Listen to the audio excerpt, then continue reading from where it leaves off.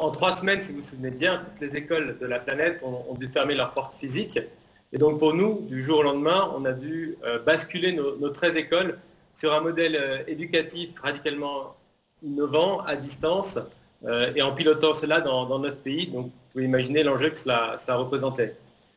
Au final, cette expérience a été incroyablement riche pour nos élèves et pour nos équipes, avec plusieurs choses qui nous ont aidés. Le premier point, je pense, c'est la culture de nos écoles et de notre groupe.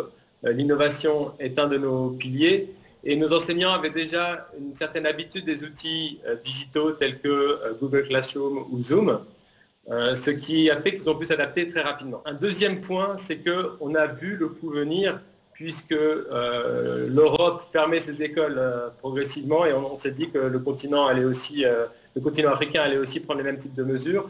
Et ces quelques jours nous ont permis de revoir toute la planification et les approches pédagogiques. Vous savez tous qu'on ne peut pas juste calquer l'emploi du temps de l'éducation face à face sur du digital, il faut tout revoir. Et ces quelques jours nous ont permis une transition quasiment instantanée vers le digital. Le troisième point, ça a été le soutien de nos parents qui a été incroyable. Nos parents ont été de vrais partenaires dans un climat qui était très anxiogène. Je pense que pour eux, savoir que leur école faisait tout pour poursuivre notre mission d'éducation était une source de confort, ce qui nous a aussi permis de résoudre les problèmes logistiques comme le coût de la data. La qualité de la connexion est excellente dans la plupart de nos pays, mais la data 4G reste très chère. Les coupures électriques qui fait que certains élèves parfois ne pouvaient pas se connecter parce que leur téléphone ou leur ordinateur n'avait plus de batterie.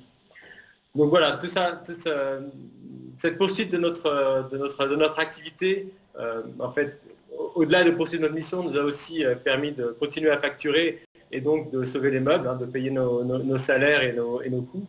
Et pour les enfants, je pense que ça a été une très belle expérience aussi. Ils ont beaucoup gagné en termes de dextérité technologique et en termes d'autonomie, ce qui compense totalement le fait que tout le programme n'a pas toujours été couvert à 100%, mais je pense que ça reste très important.